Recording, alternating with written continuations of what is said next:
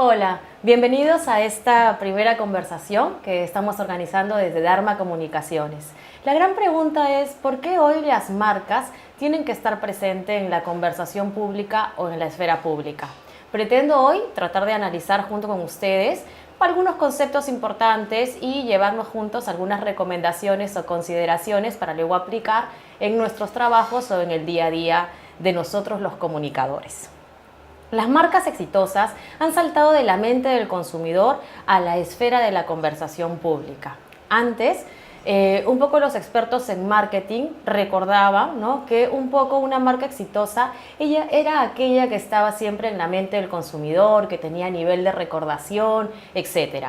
Hoy, que el contexto es mucho más complejo, podemos decir que además de eso, también tenemos que considerar que hoy las marcas se humanizan, que hoy las marcas no solamente están presentes en las redes sociales, conversando e interactuando con los miles de cibernautas sobre cosas que juzgamos cada uno de nosotros importantes, sino que además están haciendo cosas y deben de estar haciendo cosas en función de lo que más adelante vamos a denominar, no sé, necesidades de repente, contextos, o por qué no decir temas relacionados con la polarización social. Me explico un poco mejor con la presentación que les he traído el día de hoy. Nosotros en Dharma creemos que los comunicadores en general tenemos un propósito, ¿no? Ese propósito es tratar de mejorar el relacionamiento de las organizaciones con todos sus grupos de interés, con la intención de que este relacionamiento va a producir una mejor organización, con lo cual va a haber mayor rentabilidad, pero además va a producir también, ¿no?, de alguna manera una expectativa o una aspiración más o menos cumplida de parte de los diferentes grupos de interés, con lo cual podríamos decir que la comunicación podría contribuir y ayudar un poquito más al mejoramiento, ¿no?, de la relación entre las marcas con la ciudadanía en general. Esa es un poco nuestra intención y por eso hoy en esta ocasión hablamos de este tema. Estuve revisando algunas cosas, algunos indicadores y, por ejemplo, acá tengo un cuadrito interesante. El año pasado que se dio este evento EDIRCON, ¿no?, donde se reunieron diferentes directores de las principales organizaciones del país, se les practicó una encuesta, ¿no? Se les hizo una serie de preguntas. Vox Populi, la ONG, publicó este pequeño estudio y yo rescaté, ¿no?, para empezar a conversar algunas ideas como las siguientes. Por ejemplo, las áreas más importantes para el éxito de la organización. Bueno, estos directores de comunicación, estos gerentes de comunicación, casi la mitad, es decir, el 40%, señalaron que la comunicación corporativa es finalmente el área que le va a otorgar o va a fungir de catalizador para el éxito de una organización. Entrando o profundizando un poquito más, yo creo que acá podríamos agregarle que la calidad de relacionamiento que tienen las empresas con los diferentes grupos de interés va a depender fundamentalmente de la comunicación. Cuando hablamos de reputación, cuando hablamos de éxito, cuando hablamos de nivel de recordación, estamos hablando fundamentalmente de qué cosa dicen las empresas, las organizaciones en general, ¿no?, para poder obtener la confianza de parte de todos los grupos de interés. ¿Quiénes son esos grupos de interés?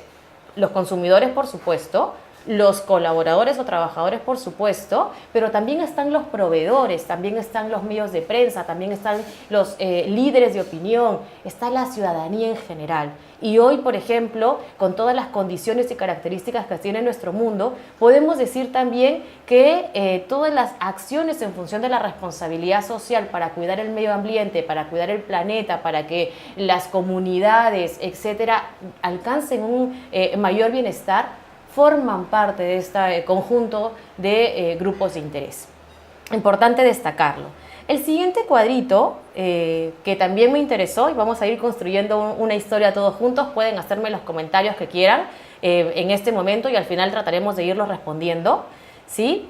El nivel de organizaciones que cuenta con un área específica o más de un área específica para el manejo de la comunicación corporativa, ¿no?, dice más o menos el 67.3%, la misma encuesta publicada por Vox Populi, dice que cuentan con un área específica. Es decir, hablamos que cerca, ¿no?, de un 30%, perdón, de organizaciones peruanas no tienen un área que se encargue fundamentalmente de gestionar estrategias para relacionarse con los grupos de interés y, por supuesto, entablar una conversación pública, ¿no?, que finalmente es el tema que nos compete el día de hoy.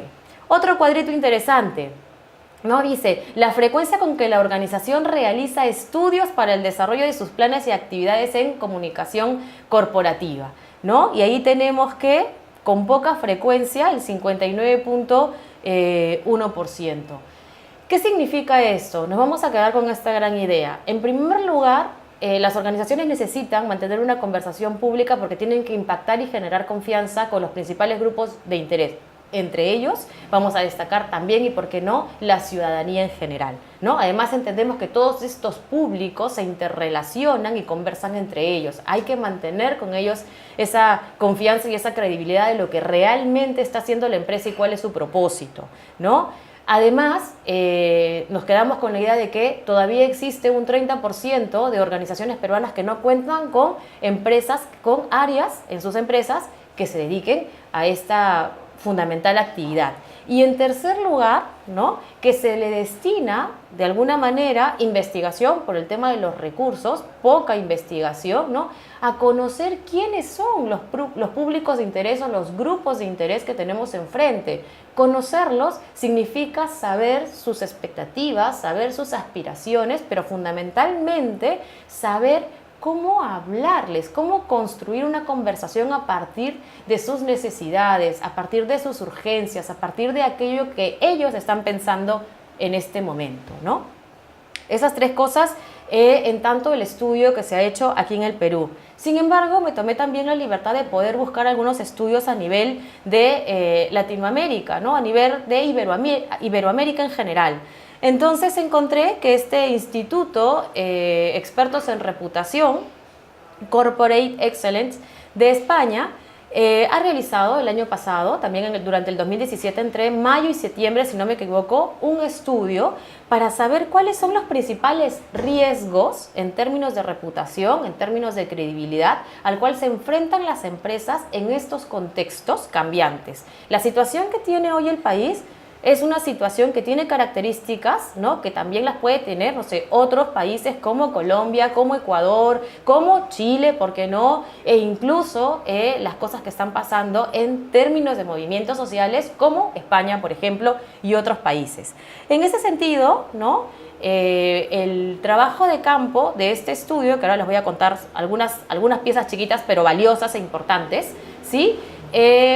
Se entrevistó al 50% de empresas que tenían funciones corporativas con sus áreas de asuntos públicos y comunicación, ¿no? El 67% de la muestra eran directores y vicepresidentes, ¿no? De Europa el 44%, 33% América del Norte, 7% de América Latina, ¿no? En el sector básicamente de alimentación y bebida, ¿no?, bienes de gran consumo, servicios financieros, las TIC y entre otros. ¿Qué cosas nos dijeron en términos de el tema de la conversación pública o, digamos, lo que tiene que proyectar las organizaciones hacia afuera en estos contextos cambiantes, ¿no? El impacto de la inestabilidad política, económica y social domina el panorama de los riesgos más relevantes para las organizaciones. ¿Qué cosa quiero decir? Quiero decir que, por ejemplo, al finalizar el año pasado el tema de la vacancia presidencial, que se convirtió en una crisis realmente para este país, por citar algún ejemplo, van a producir efectos en las percepciones de nuestros grupos de interés, como la ciudadanía, por ejemplo, como los consumidores, por ejemplo, como los usuarios, por ejemplo, ¿sí? Y ante eso, las empresas tienen que explicar o construir discursos que de alguna manera establezcan una posición, ¿sí? Ahora voy a más adelante explicarlo mejor. En este cuadrito podemos observar, ¿no?, dice, los riesgos derivados del crecimiento del populismo y de la polarización social, ¿no? Acá yo me quedaría con el concepto de polarización social y ponía el ejemplo del tema de la vacancia presidencial del pasado diciembre, ¿no? Eso nos va a afectar como grupos de interés, nos va a afectar como organizaciones en nuestra construcción de imagen y reputación, que finalmente es el valor intangible por lo cual nuestros productos y nuestros servicios presentan o son o no son valorados o presentan o no ciertos precios a partir de este valor, ¿no? ¿Hay una polarización social a nivel mundial? La hay. Y ante eso las organizaciones tienen que estar conscientes porque luego se capitalizan en potenciales riesgos, ¿no? Riesgos que nosotros tenemos que tener mapeados, pero que muchas veces, ¿no? Por no estar en un constante monitoreo, no solamente de cómo es nuestro consumidor, sino de cuál es el contexto, qué está viviendo este consumidor, muchas veces se desarrollan crisis inesperadas, ¿no? Recordemos el tema que le pasó a Gloria con Pura Vida y no quisiera ahora entramparme incluso en el reciente tema del Chifa y demás, ¿no? Pero más o menos la idea es que existe hoy una polarización social y que nuestro consumidor, inmerso en una opinión pública, va a tener percepciones marcadas, ¿no? Por la cantidad de estímulos y informaciones que nos llegan a través no solamente de las redes sociales, sino a través de los otros canales de comunicación. Dicho esto, ¿no? Y hablando un poco de la polarización social, quería mencionar, ¿no? Lo siguiente: la polarización social amplifica el entorno de riesgos externos y necesita priorizarse y ser considerado como un riesgo fundamental. Es un poco lo que nos destaca el estudio de este Instituto Español de Reputación. Aquí yo tengo un diagramita chiquito, no voy a enredarlos con los conceptos abstractos de la posverdad, pero sí quisiera que entendamos un poquito más juntos cuál es nuestro contexto, nuestra coyuntura como país, ¿no? Digamos que tenemos un gobierno, malo o bueno, depende un poco de lo que podamos opinar cada uno de nosotros, pero que este gobierno, ¿no? Va a emitir mensajes, va a emitir gestos, va a emitir comportamientos. Y parto del gobierno, ¿no? Porque finalmente eso es lo que marca un poco la tendencia de hacia dónde apuntan los temas importantes, ¿no? Y las percepciones que tienen los diferentes grupos externos y por qué no internos, porque el colaborador de una empresa es también y por supuesto un ciudadano que está bajo el estímulo de las diferentes informaciones. Cuando este gobierno, ¿no? Y con sus diferentes instituciones emite esta cantidad de mensajes, ¿no? Va a tener un rebote, un efecto, ¿en dónde? En la prensa, ¿no? Por ejemplo, ya sea de oposición o la prensa oficialista, y va a tener, por supuesto, un rebote a través de los líderes de opinión y, por supuesto, de las redes sociales. A partir de este momento se crea la reiteración. Es decir, es como el eco, ¿no? De estos gestos y mensajes a partir de cómo se está interpretando, ¿no? Estos mensajes del gobierno, empieza la reiteración y se abre un poco la gran gama de interpretaciones y opiniones, ¿no? Estas opiniones, continuando un poco con el esquemita, ¿no? Se va a transformar o de alguna manera los expertos vamos a decir, ¿no? Y vamos a introducir el concepto de la posverdad. ¿Qué significa? Que todas estas opiniones o todas estas percepciones se van a formar a partir de lo que nosotros o los consumidores o los ciudadanos ya tengamos dentro, ya estemos pensando. De tal manera que hoy en esta ciudad de la información, donde muchas veces las informaciones no tienen un argumento, un asidero, sino que son simples informaciones a partir de nuestras creencias o nuestras percepciones, terminamos creyéndonos un poco, ¿no? Todo aquello que se dice y formándonos un gran panorama, ¿no? De percepciones respecto de instituciones, de organizaciones, de empresas y fundamentalmente de marcas.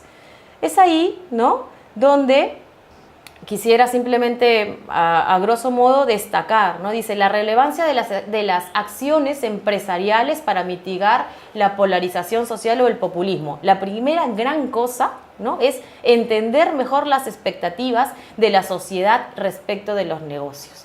Pero estas expectativas y aspiraciones van a ir cambiando en función de las informaciones que se vierten en los contextos sociales, ¿no? Y a esto se le suma algo que ya mencioné, ¿no? El poco recurso que tenemos para investigar y conocer en este momento que está de alguna manera pensando nuestro consumidor, /ciudadano, /usuario, ¿no? Entonces vemos que este fenómeno es complejo, ¿no? Y para ello En términos generales, yo quiero discutir con ustedes un poquito y contarles, ¿no?, la necesidad de adaptar nuestros procesos de comunicación empresarial a estos nuevos contextos que además son cambiantes. ¿Sí? Vamos a empezar diciendo que antes hablábamos del simple proceso de comunicación donde había una intención del emisor, o sea, de la organización, que es la de cumplir objetivos, entiendo, lograr ciertos efectos en sus campañas de comunicación, y la interpretación que viene del receptor, ¿no? Es decir, de los consumidores, es decir, de los usuarios, es decir, de todos los grupos de interés. Sin embargo, hoy el contexto nos presenta mayores expectativas de parte de los receptores o grupos de interés. ¿Qué quiero decir? Y me quedo un poco con esta gran idea, ¿no? Si bien es cierto, las organizaciones emiten un mensaje para conseguir objetivos, son los grupos de interés como receptores los que gobiernan el proceso de comunicación. ¿Qué quiero decir? Los que entienden lo que quieren entender, lo que pueden entender. Y eso que quieren entender o pueden entender va a depender, ya parece un trabalengua, pero va a depender de las expectativas. Y estas expectativas van a depender de las percepciones. No los quiero enredar, pero vamos a irlo clarificando a continuación, porque ustedes en este momento me dirán, bueno, si es así, entonces a través de las redes sociales, las marcas pueden hablar de cualquier cosa coyuntural y ya estarán construyendo reputación. No es así. Les voy profundizando un poquito más. Aquí, por ejemplo, quiero presentarles el video, ¿no? El reciente video de la marca Volvo, que escoge un tema importante dentro de la coyuntura de este país, ¿no?, que es un poco la equidad de género, del valor que la mujer trabajadora tiene para la sociedad, sobre todo en mercados como son el mercado de los camiones, ¿no?, de las conductoras, que es un mundo donde la presencia es mayoritariamente masculina, ¿no? Entonces, por un lado, Volvo escoge un objetivo de desarrollo sostenible, otra vez coyuntura, responsabilidad social, y empieza a generar acciones. Esa acción, con este programa que se llama Iron Women, ¿no?, que ahora les voy a presentar, esta acción va a construir, ¿qué cosa? Un discurso.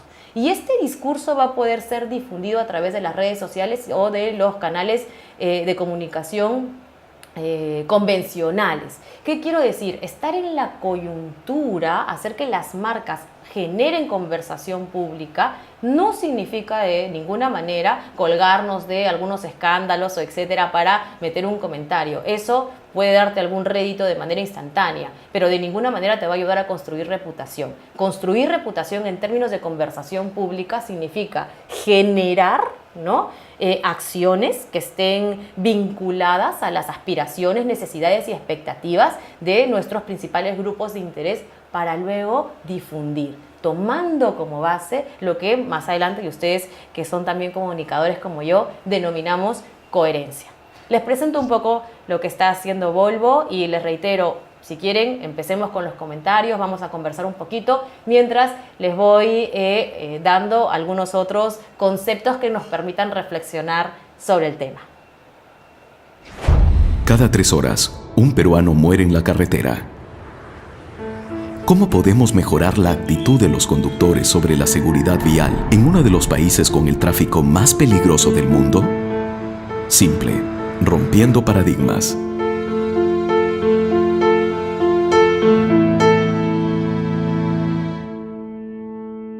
Estadísticas han demostrado que las mujeres tienen menos accidentes de tránsito que los hombres. Las mujeres pueden hacer las carreteras más seguras. Volvo Group Perú ha creado un programa que capacita a las mujeres para que puedan convertirse en conductoras profesionales de camiones. Uno de nuestros valores corporativos es seguridad vial. Tenemos una visión cero, que significa que no queremos nada de accidentes. Trabajamos junto al Ministerio de Transportes y ANATEC, una reconocida escuela peruana para conductores. Juntos estamos capacitando a la siguiente generación de conductoras, gracias al entrenamiento con los mejores profesionales de la industria y lo último en tecnología. En el país recién se están acostumbrando a ver mujeres en este tipo de rubro. Y al comienzo tuve problemas con mi papá. Mi papá no quería que yo maneje. Decía, ¿para qué quiere una mujer carro? Honestamente, yo me siento orgullosa. Esto rompe parámetros, ¿no? Y sé que cuando ya estén en el mercado y estén conduciendo, definitivamente que se van a ver las diferencias. No podemos dejar la mitad de la población atrás. Para lograr una economía exitosa, las mujeres tienen que participar activamente en el mercado laboral. Estamos logrando la rentabilidad que buscamos. Está demostrado que una mujer va a generar ahorros. ¿Qué empresa no quisiera tener una rentabilidad adicional a lo normal? Si estuvieran enterados muchos empresarios, empresas, indudablemente yo creo que nadie dudaría de contratarlas. Ya no vamos a hacer 20 o 100, vamos a hacer muchas, ¿no? Y ya podemos salir adelante, ya no esperar de alguien, sino nosotras mismas. Convertirse en una Iron Woman significa convertirse en una conductora certificada y entrenada, ofreciendo mayor diversidad a la industria automotriz y mejorando la empleabilidad. Creemos que las Iron Women que tomen el volante podrán reducir el número de accidentes, porque la diversidad genera desarrollo, incluso en seguridad vial.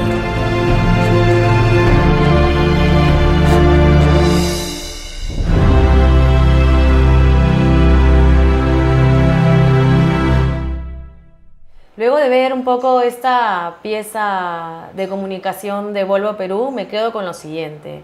Primero, cómo esta empresa está generando una conversación, porque esto obviamente lo difunde, ¿no?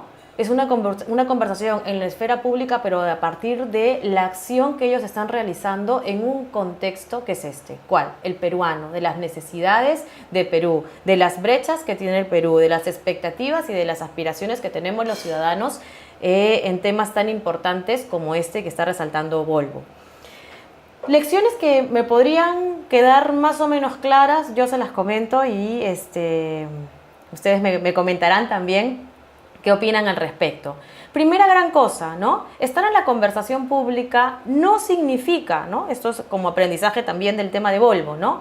Construir mensajes reactivos. Cuando yo digo reactivos significa que no son estratégicos. Reactivos significa que voy aprovechando una oportunidad sin ningún tipo de estrategia, salió y yo traté de colgarme un poquito en la conversación, ¿no? Dice, construir mensajes reactivos en redes sociales aprovechando coyunturas. Eso solo nos va a dar visibilidad y está muy bien, pero a cortísimo plazo. Esas cosas pueden funcionar eventualmente, pero recordemos que en términos de comunicación empresarial, que queremos construir reputación, la idea es ir cumpliendo objetivos y planteando esos objetivos a mediano plazo, a largo plazo. Es la única manera de formar y fortalecer institucionalidad.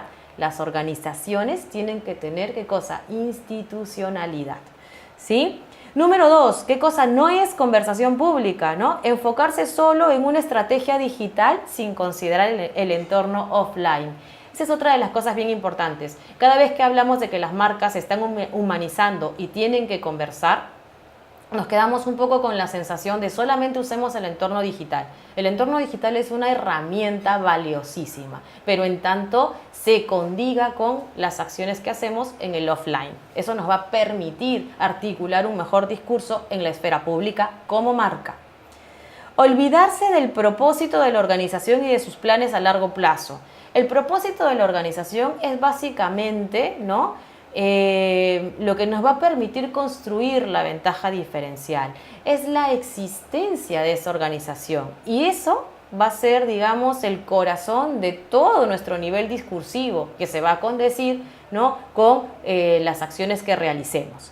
Y finalmente una cuarta cosa que podría destacar sobre el tema de qué no es comunicación, una conversación pública, ¿no?, es olvidarse de que somos emisores de mensajes sostenidos, ¿no?, por los proyectos, por las acciones, por los programas que van a devenir de un conocimiento del público objetivo al que nos estamos dirigiendo. Y dicho sea de paso, hoy, antes, de repente que la competencia no era tanta como es la actual, quizá podíamos destacar o seleccionar 2, 3 o 4 grupos de interés y relacionarnos de manera aislada con ellos. Hoy la competencia es tanta que nos tenemos que proyectar nuestros mensajes a diferentes grupos de interés sin olvidar que estos grupos de interés conversan entre sí. Es decir, tenemos que ser realmente coherentes.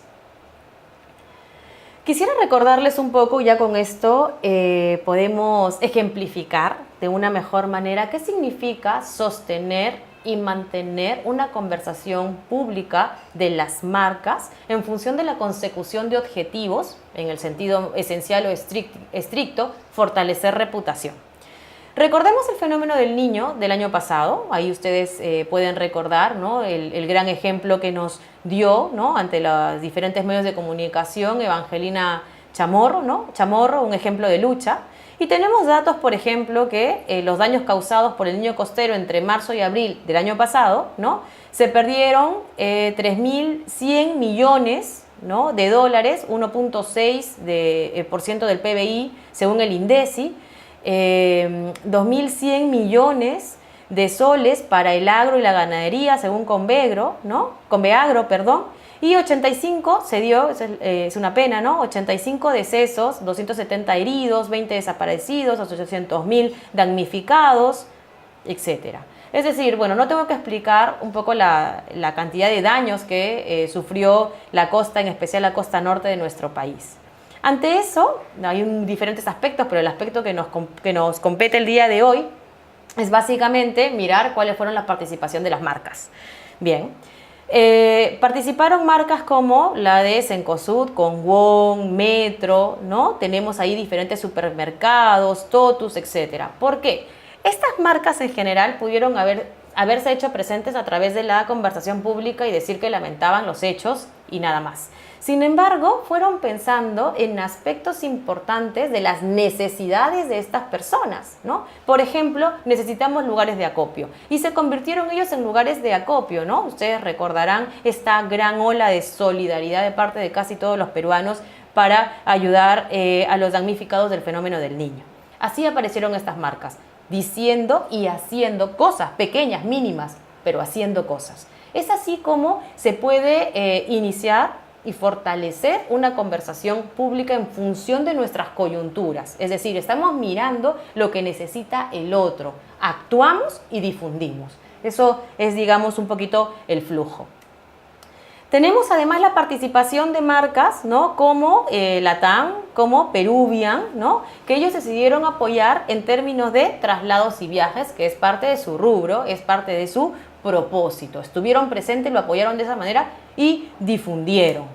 Tenemos además como también participó empresas, ¿no?, Lovemart peruanas como Bacus, Inca Kola también, Coca-Cola, ¿no? Es decir, dejaron en todo caso de embotellar lo que tenían que embotellar para poder embotellar agua y brindarla de manera gratuita. Otros como Coca-Cola destinaron sus recursos para publicidad, ya decidieron no comprar publicidad para ese año, para esos recursos enviar ayuda a la zona afectada. Entonces, otra vez reitero, estamos en la conversación pública, pero bajo las acciones que realizamos, ¿sí? Tenemos aquí también la participación en función de la comunicación, que era importantísimo, ¿no?, de marcas como Telefónica, marcas como Entel, tenemos a Vitel, tenemos a Claro. Todas ellas participaron en función de dar gratuidad para la comunicación y ayudar a que nos podamos comunicar con nuestros hermanos del norte. Es así entonces que de alguna manera yo me pregunto, ¿no?, ¿por qué las marcas deben de estar en la conversación pública? Y ensayo un poco las siguientes respuestas, ¿no? Hoy la competencia es agresiva y creo que todos que somos expertos acá en comunicación, somos profesionales, nos damos cuenta de ello. Las organizaciones entienden que se requiere una actuación activa y vigilante. Hoy los ciudadanos, ¿no?, los grupos de interés, los consumidores, los usuarios, los proveedores, todos en general, voltean a mirar a las marcas para ver qué cosa van a realizar o van a desempeñar ellos en situaciones particulares. ¿Se van a pronunciar? ¿No se van a pronunciar? ¿Qué cosa van a decir y cómo lo van a hacer? Todos estamos a la expectativa. Hoy las empresas están bajo la lupa, no solamente por la cantidad de crisis que durante el último año nos hemos venido enterando de las diferentes marcas, sino fundamentalmente porque hay desde el lado de la ciudadanía también una necesidad de información sobre las acciones que tienen, ¿no?, para construir un relacionamiento con nosotros, ciudadanos que finalmente nos convertimos luego, ¿no?, en consumidores, en usuarios, en colaboradores, etc. Una segunda cosa, la competencia no sucede solo en el rubro de mercado, es decir, Telefónica no solamente compite con Entel y a su vez no solamente compite con Vitel, por supuesto que no, sino que hoy en el imaginario colectivo todas las marcas de las organizaciones compiten juntas. ¿Sí? Es decir, puedo encontrarme a un banco que compite con una empresa en términos de reputación, me refiero, y de nivel de recordación y de valoración, ¿no? Que compite con la marca de una mina o que compite con la marca de alguna compañía de telefonía móvil, por ejemplo. Es decir, la competencia se ha diversificado. Los grupos de interés conversan más, la prensa, las redes sociales, los colaboradores. Hoy ninguna empresa puede decir algo, ¿no?, que a sus colaboradores que luego no lo sepa no solamente la prensa, ¿no?, sino que no salga a redes sociales. Los grupos de interés conversan entre ellos. De eso las organizaciones tienen que estar conscientes. Y finalmente, una cuarta cosa, la opinión pública y las informaciones del momento, los contextos, dirigen las interpretaciones de la comunicación de la marca. Eso hay que abordarlo con delicadeza, ¿no? Toda la intención que pueda tener una marca de enviar un mensaje, ¿no?, tiene que evaluar, tiene que conocer a ese público objetivo, a ese grupo de interés, porque este grupo de interés, reitero, va a interpretar ese mensaje como quiera y a partir del contexto en el que se desenvuelve. Dicho sea de paso, entonces, destaco lo siguiente: somos lo que los demás dicen que somos. Las acciones son importantes, pero las percepciones que producen lo son más aún. La marca corporativa, entonces, en este sentido, la marca de la organización, la marca de las empresas públicas, privadas y, por qué no, del tercer sector, se abren paso y empiezan a humanizarse, ¿sí?, en función de generar vínculos con los diferentes grupos de interés. Teniendo en claro todo lo antes mencionado, ¿no?, quisiera un poco cerrar esta primera sesión que hemos tenido comentando un poquito, ¿no?, que todo esto se va a esclarecer o cómo vamos a plantear una conversación en la esfera pública de las marcas, ¿no?, sin olvidarnos que tenemos un proceso de trabajo desde la comunicación. En primer lugar, ¿no?, ahí lo tenemos, hay que planear a partir del propósito, el trabajo de planeamiento. En segundo lugar, construimos y sintonizamos con los objetivos que tenemos, pero esos objetivos son de adentro hacia afuera. Es decir, nos preocupamos por el relacionamiento con los colaboradores y además con el relacionamiento con los grupos de interés externos. Es allí donde se encuentra la coherencia, para finalmente reiterar a través de nuestros mensajes por el multicanal, ¿no?, la estrategia multicanal, ya sea dentro de la organización o hacia afuera. Luego nos adaptamos, ¿no?, al terreno que encontramos. Una vez que ya estamos reiterando nuestros mensajes, vamos a ir recogiendo información, obteniendo el feedback para adaptarnos a estos contextos que involucran más que la interpretación. Significa también el contexto mismo, ¿no?, para finalmente poder llegar al momento del monitoreo, que es donde se desarrolla una investigación para conocer no solamente la efectividad de las cosas o de las acciones que estamos haciendo o la efectividad de los discursos que estamos emitiendo, sino además para conocer mejor a nuestros grupos de interés. Dicho eso, estoy atenta a cualquier tipo de comentarios o aclaraciones de repente que quieran hacerme llegar y así podemos conversar juntos. Muchas gracias.